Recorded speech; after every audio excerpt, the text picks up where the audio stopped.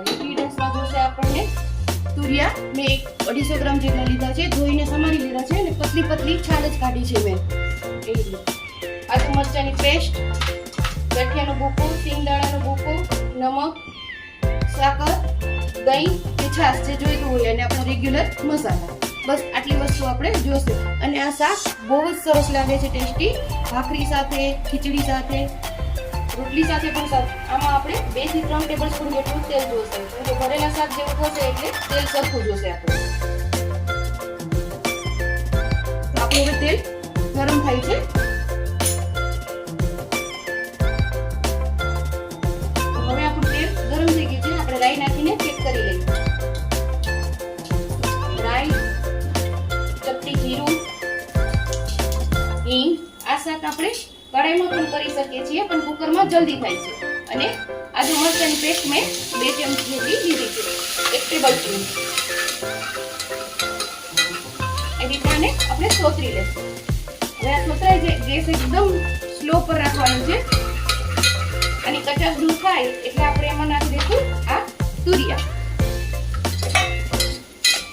એને 1 મિનિટ આપણે આવી રીતે સાતરી દઈશું.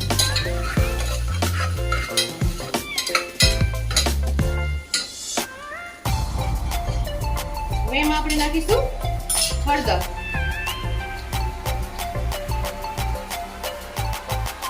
હાફ ટીસ્પૂન જેટલી મેં હળદર નાખી એટલે એનો કલર સરસ આવી જાય.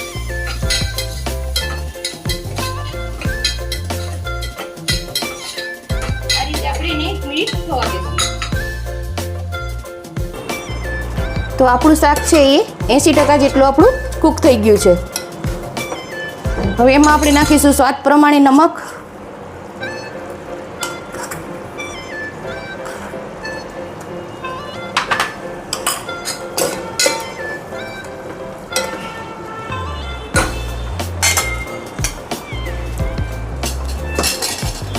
હવે આપણે એમાં મસાલા કરીશું.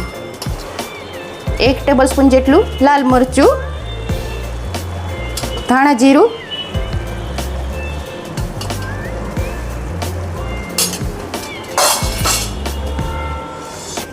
એકવાર ફરી આપણે મિક્સ કરી લેશું.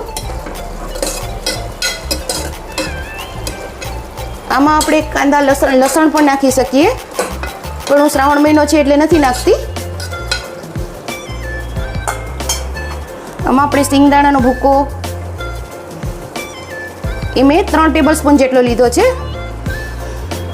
તલ સિંગદાણાનો ભૂકો છે. આ રીતે આપણે મિક્સ કરતું જવાનું.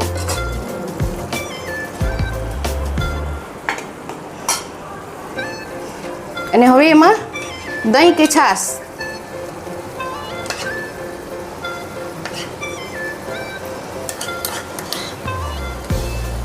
મેં 3 થી 3.5 ટેબલ સ્પૂન જેટલું મેં દહીં લીધું છે.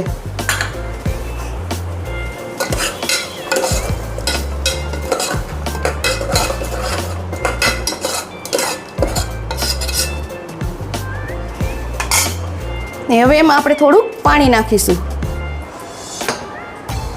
એટલે ગ્રેવીવાળું શાક આપણે રોટલા સાથે, બાજરીના રોટલા કે જવારીના રોટલા સાથે પણ સારું લાગશે. અને આ રીતે આપણે શાકમાં પાણી નાખી દીધું છે મેં 3 ટેબલ સ્પૂન જેટલું. અને કલર પણ સરસ આવી ગયો છે. હવે આપણે એને 2 મિનિટ રીતે થવા દઈએ. તો હવે આપણું શાક સરસ થઈ ગયું છે. હવે એમાં આપણે નાખશું આ ગાંઠિયાનો કે સેવનો ભૂકો. અધકચરો આપણે કરી લીધો છે, એ પણ આપણે 2 ટેબલ સ્પૂન જેટલો મેં લીધો છે. આમાં આપણે શેકેલો ચણાનો લોટ પણ નાખી શકીએ.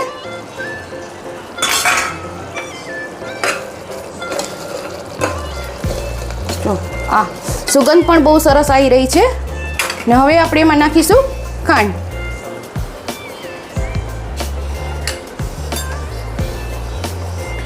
ટેસ્ટને બેલેન્સ કરવા માટે ખાંડ અથવા ગોળ આપણે નાખી શકીએ. ને હવે આપણે એને 2 મિનિટ માટે રવા દેશું. તો તૈયાર છે આપણું મસ્ત મજાનું કાઠિયાવાડી તુરિયાનું ચટપટું શાક.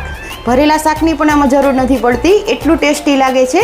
બહુ જુવારીના રોટલા, બાજરીના રોટલા, ખીચડી સાથે કે રોટલી સાથે તો બહુ જ ટેસ્ટી લાગે છે. એમાંય ભાખરી સાથે તો ખૂબ જ સરસ લાગે છે. તો તમે પણ બનાવીને ટ્રાય કરજો અને કોમેન્ટ કરીને મને કહેજો કે આ શાક કેવું બન્યું છે અને તમે કેવી રીતે બનાવો છો એ પણ મને કહેજો. અને જો તમને મારી રેસીપી પસંદ આવતી હોય તો મારી ચેનલને લાઈક કરો, શેર કરો, સબસ્ક્રાઈબ કરો. બધાને જય શ્રી કૃષ્ણ.